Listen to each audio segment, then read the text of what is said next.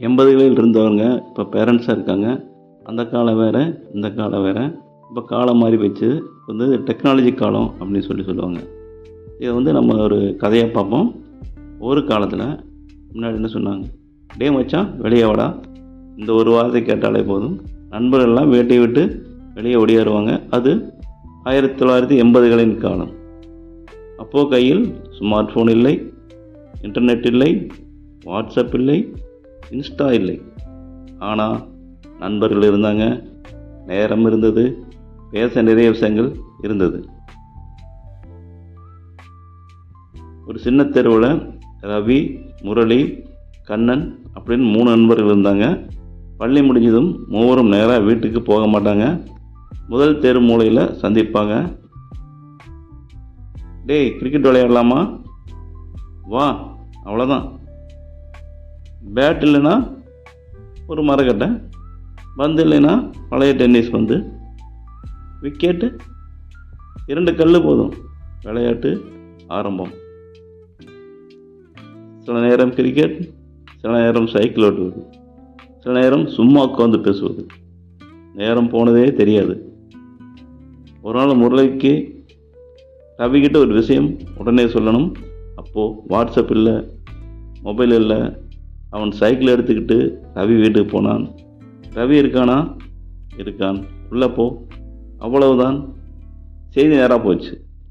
இங்கே scene, typing, online எதுவுமே இல்லை. ஒரு நாள் 3 பேருக்கும் பெரிய சண்டை வந்துச்சு. கிரிக்கெட் விளையாடும்போது யார் அவுட் அப்படிங்கிறது.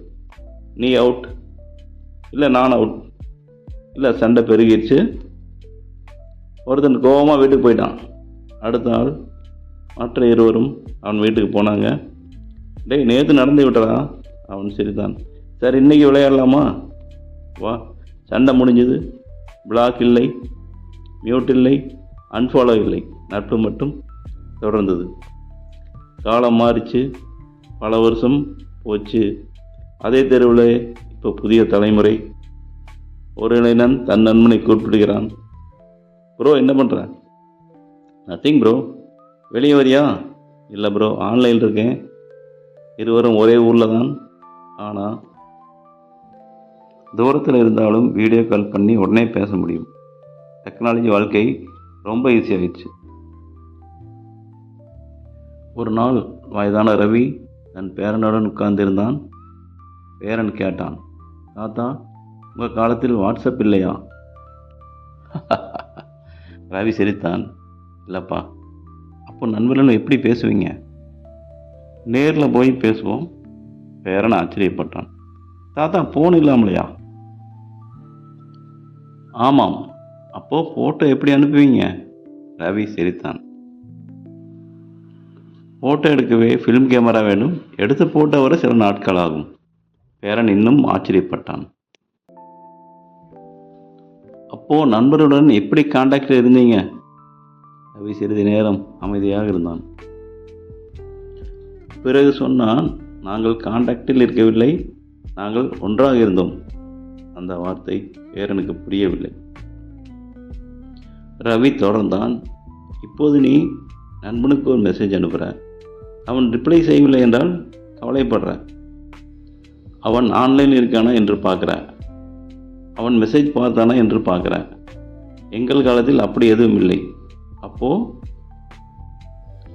நண்பன் வீட்டுக்கு போயிடுவோம். Very simple.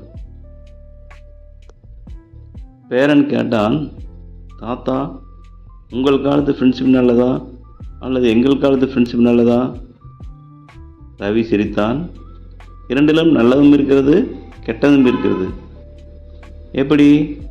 எங்கள் காலத்தில் நண்பனை சந்திக்க நேரம் தேவைப்பட்டது. உங்கள் காலத்தில் நண்பனை தொடர்பு கொள்ள ஒரு நொடி போதும். அப்போ எது சிறந்தது? ரவி சொன்னான், தொழில்நுட்பம் நல்லது, ஆனால் நண்பனை போனில் மட்டும் வைத்திருக்காதே, வாழ்க்கையிலும் வைத்திரு. பேரன் அமைதியாக இருந்தான். சில நொடிகளுக்கு பிறகு தன் நண்பனுக்கு போன் செய்தான். ப்ரோ வெளியே வரியா?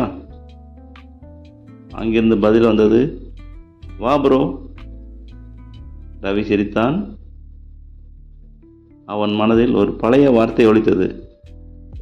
டே மச்சா வாடா. வார்த்தை மட்டும் மாறியிருந்தது.